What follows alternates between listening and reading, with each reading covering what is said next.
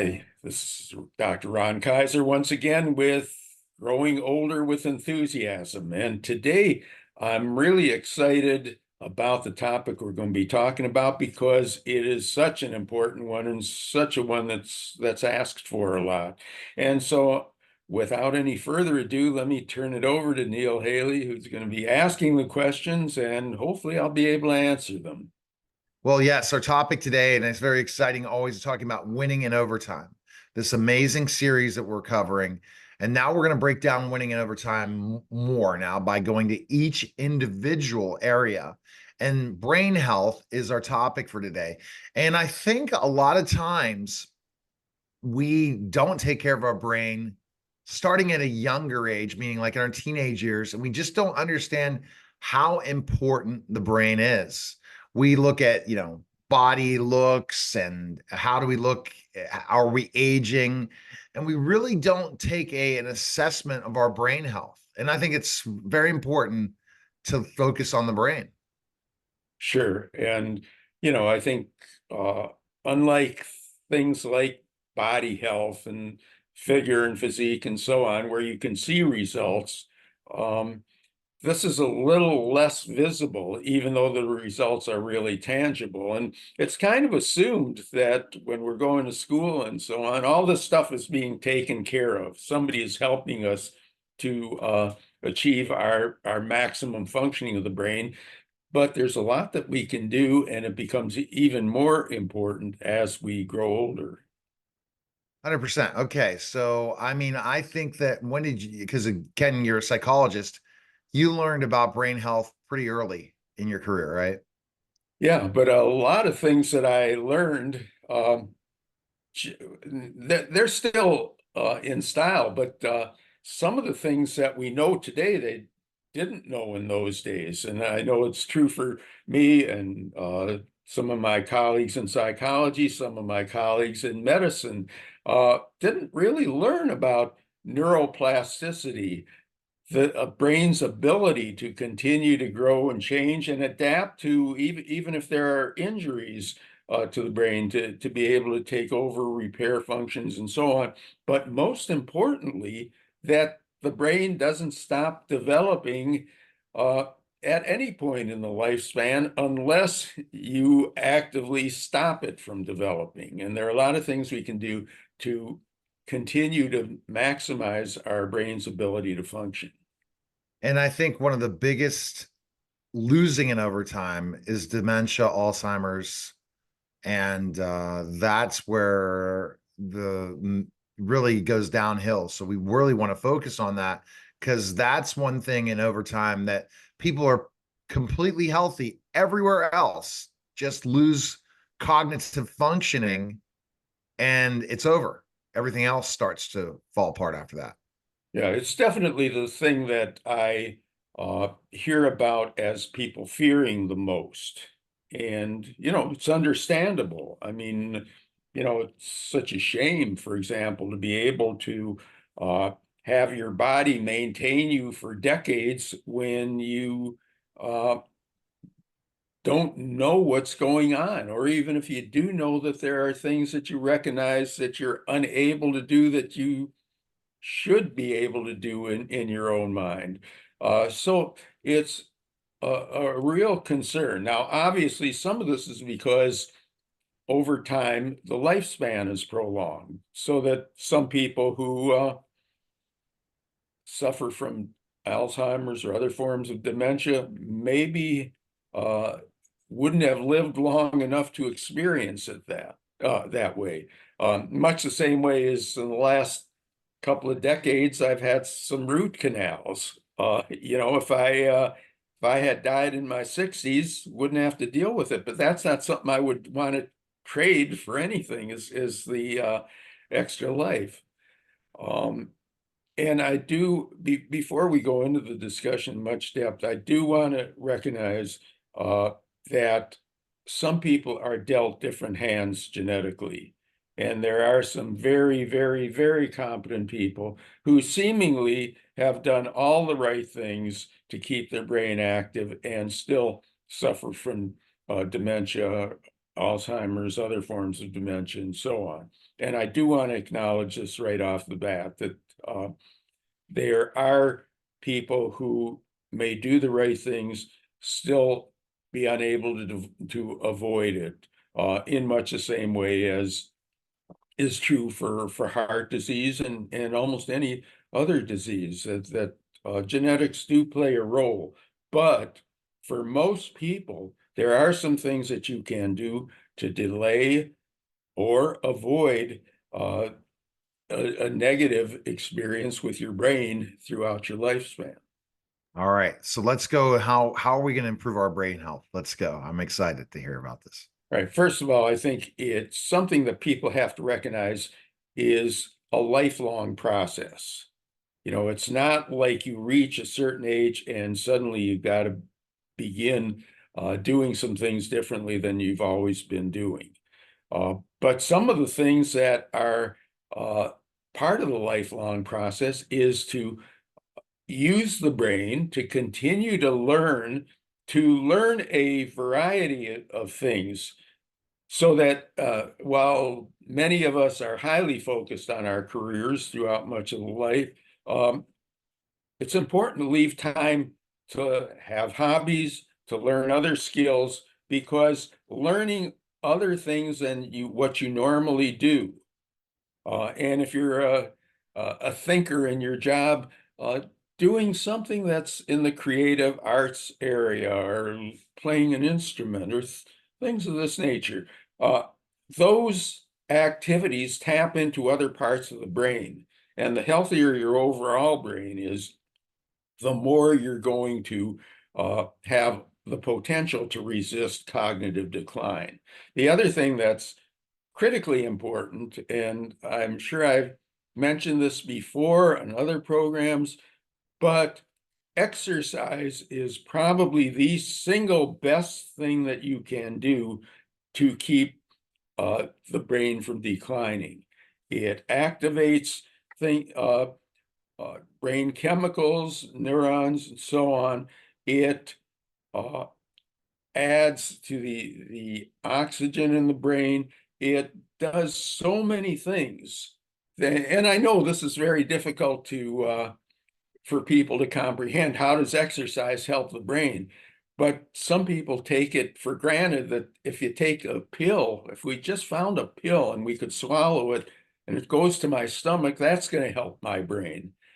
Uh, Keep in mind, there is a lot of research that suggests that exercise is the single most important thing that you can do for your brain. And then a lot of the other stuff that is well recommended: getting adequate sleep, having times during the day that you totally relax. So, you know, getting adequate nutrition, which feeds the brain as well as the rest of your body.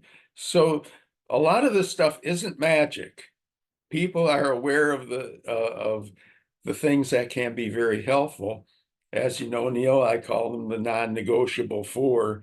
And so if we do all those things, keeping healthy in terms of exercising, sleep, and so on, eating well, having good social relationships, another important thing, as well as obviously using your brain in different ways to maintain more of the parts of the brain most of the time.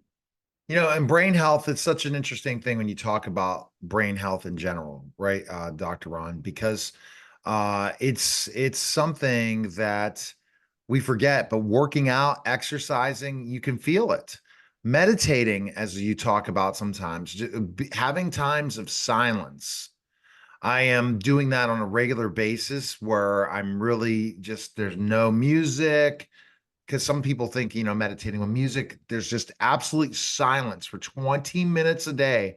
I do every morning, and I've been doing it for about 2 months, and it really kind of gets my mental health going for the rest of the day and makes the day go much better. And I'm sure you experience that subjectively as well as what's going on in your brain. You know, it's kind of like somebody who doesn't go to the gym and exercise uh, thinks it's, a real drudgery to get started and so on. But ask anybody who exercises regularly what they feel like when they're done exercising, and they know that they're different than when they started. And the difference isn't just that maybe they're a little more tired, because they probably aren't. They're actually probably feeling more activated, which is why exercise is generally not recommended to be the last thing you do in the day before you go to sleep. It should be in the morning, probably meditate, work out. That would be the best ideal thing. But don't make it where you're going to go to bed because your whole family's lifestyle is you don't go to bed till 11 o'clock, then get up at 4 and try to pull all this stuff out. Yeah, and That's the mistake. Sleep is something that I try to get 7 to 8 hours every night, and it's such a difference. and while I think you made a general statement that's true for a lot of people, uh, there are some people who do better working out at different times during the day. I know my preferred time generally is either just before lunch or just before dinner. Um, and which I think is about as late as you probably want to work out. But um, you have to look at it in terms of your total lifestyle. Getting up early and getting a good start is great for some people, probably not so great for others. No doubt. And it's a hit or miss situation, Dr. Ron, for getting up, different things. But what about sleep? What is not enough sleep where you really have to be concerned for your brain? Well, I always recommend that when you get the chance, whether it's weekends or whether you're able to do it during the week, uh, and you're not exceedingly tired, it hasn't been, a time when you've been going for long periods of time with limited sleep. Uh, I suggest number one, go to bed at the same time. Uh, and if you have that ability where you don't have to get up at a particular time, see how long it takes. In other words, how long will you be sleeping before you get up naturally? And that's probably the best indication of the rhythm of your body. I think there is broad variation between 6 and 9 hours for different individuals. Most people fall in that 7 to 8 or so hour range. Um, but if you can test that out, find out what your pattern is, and um, as important as, maybe not as important, but pretty important as the hours that you sleep, is that it be structured into your lifestyle so that there is a schedule for it, that it's not an afterthought, then you go to sleep when everything else is done. But everything else uh, has its place built around sleep in much the same way as, hopefully you're building meal times into your schedule so that you don't have to miss meals, eat on a haphazard basis, and so on. All right, so let's talk about brain health. And well, I guess in our final kind of thing, we've covered almost everything. We could probably cover one area to improve your brain health every podcast. That's what's crazy, right? But I think that ultimately everything starts with your brain, and then everything else works itself. And I think people don't understand when your brain deteriorates, the rest of your body's going to deteriorate. If you're stressed, if you have anxiety, depression, you're not going to perform well at work. You're going to start developing lots of disease because of the unease. And there you go. And so I guess you tell our listeners what would be things they could start tomorrow to improve their brain health. First of all, I think it's very important to recognize that it's wherever you are, if you haven't been doing it on a systematic basis, it's not too late to do so.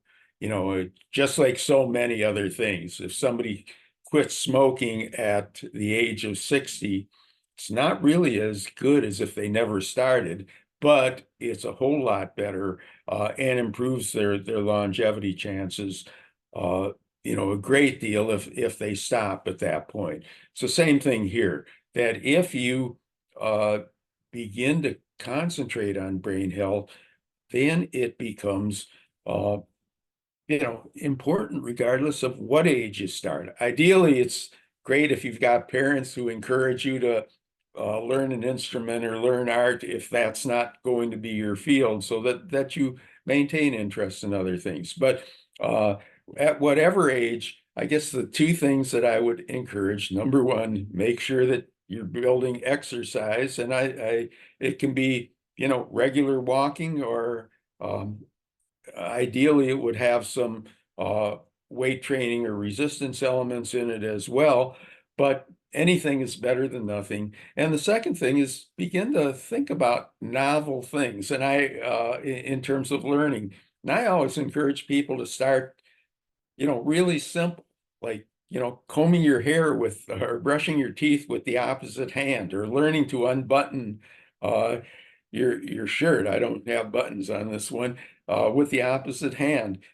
Begin to activate different parts of your brain, and that's not very threatening. It's not something that you're likely to be too frustrated or upset about, but it can actually do a whole lot for you if you do it on a regular basis. You have a wealth of knowledge. People can go and check you out on your website and follow you on social media, right, Dr. Ron? Right. That's www.drron.com. Dr. Ron Kaiser. I'm sorry. I guess there's more than one Dr. Ron's around, but No, but you are the Dr. Ron. Appreciate it, Dr. Ron. Look forward to our series. We continue this conversation of winning in overtime, and brain health was a lot of great information.